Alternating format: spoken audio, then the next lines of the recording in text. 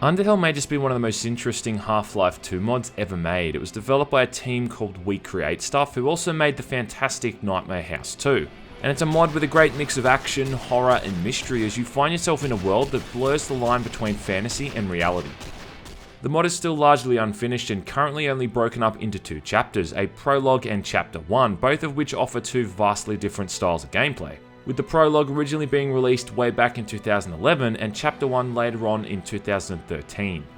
The story goes that you're a guy named Jake, a SWAT operative who recently lost his wife under mysterious circumstances. In the Prologue, Jake is woken up and called into work as a group of terrorists have taken a bunch of hostages downtown and are wreaking all kinds of havoc. From this point, you can either leave the house and head straight to your assignment, or you can explore the house and uncover some of the mysteries surrounding your wife's death.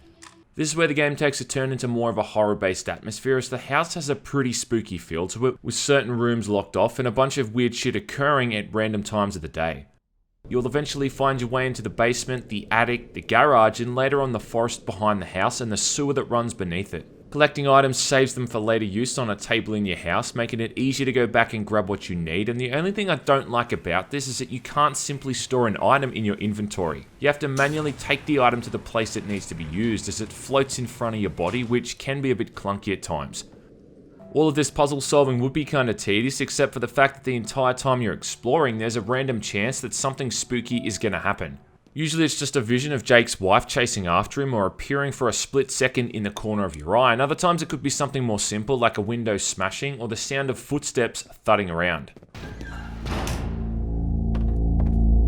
Apparently there's a couple of dozen of these that can occur, and they're always predated with the same musical cue, which does a good job of making me freak the hell out and run out of the house as quickly as I can like a little bitch. Apart from the puzzles, you can also sleep in Jake's bed, which sends you to this kind of very Silent Hill inspired nightmare mode, where you have to pass 4 different rooms that are symbolic of stages of grief over his wife's death. They're not very hard to complete, but they're necessary to finish, along with all of the available activities in the house before you can move on to the next chapter. Outside of the house is where the gameplay takes a pretty significant shift into all-out combat. After a brief tutorial sequence where you're given the controls for ordering around your teammates and given a bit of shooting practice against targets, you're right into the action at the hospital downtown. The prologue is pretty damn lengthy, and you'll start off with a shootout at the hospital, then you'll end up moving through the sewers, then a subway station before rescuing more hostages in a shopping mall. Then there's another series of shootouts in a parking lot that ends with Jake discovering a mysterious facility beneath the city before the prologue comes to an end. The shooting during these sections feels like it should be a run and gun shooter, but you take damage pretty damn quickly during gunfights, so you almost need to take the combat areas a little bit slower, peeking around corners and using iron sights to take out the terrorists before they can close in. Weapons are split up between pistols, submachine guns, shotguns, and assault rifles, though the most effective weapons by far are the submachine guns, which are still pretty accurate from long distances. At one point you'll get dual Berettas, and the game uses a sort of bullet time mechanic for all of like 20 seconds before it's never seen again. Overall though, the shooting is decent enough and the weapon modeling is pretty detailed with some great sound and animation for all of the available weaponry. That brings me on to the sound and the music. Now the music is pretty amazing. It's got this real sort of late 80s, early 90s film score feel to it. The sounds for all the weapons also is really good. It's loud and piercing and it really feels like you're letting loose when firing them.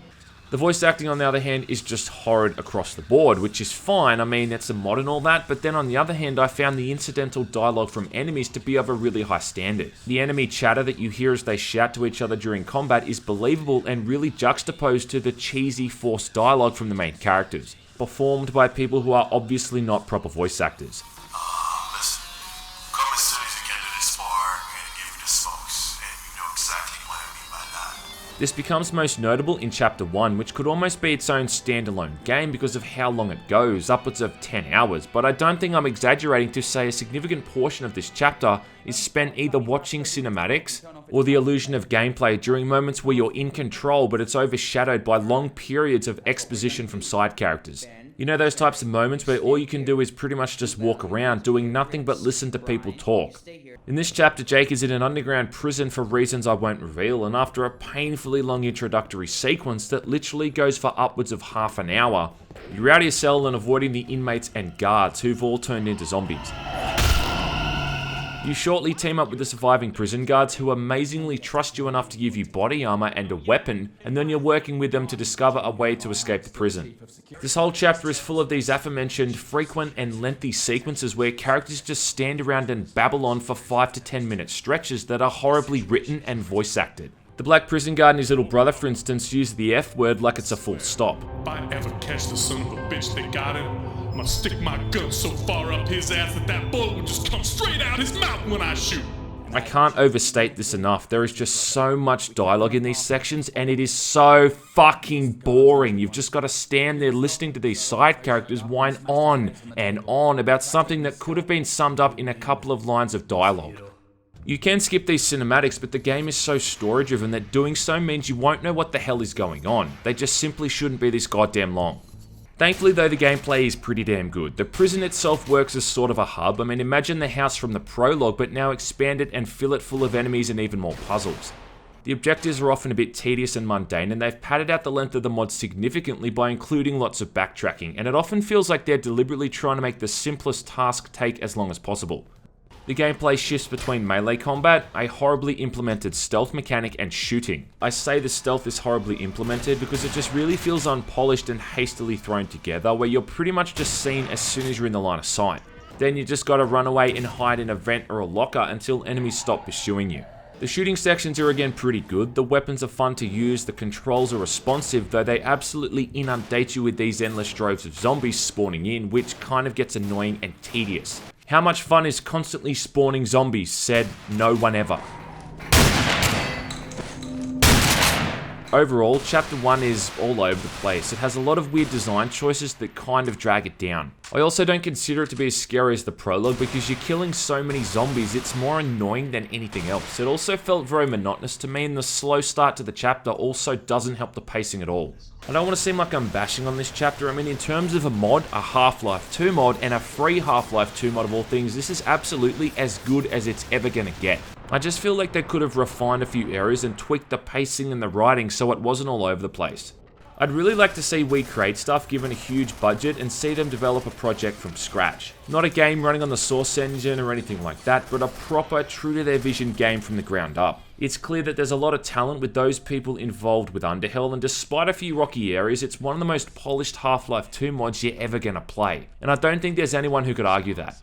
It's just a shame it often gets lost up its own arse and becomes too convoluted for its own good. I'd recommend Underhell wholeheartedly for anyone who's a fan of good horror and good action. It's just a shame a finished Chapter 2 may never see the light of day. But there's still enough content here as is to keep most gamers interested.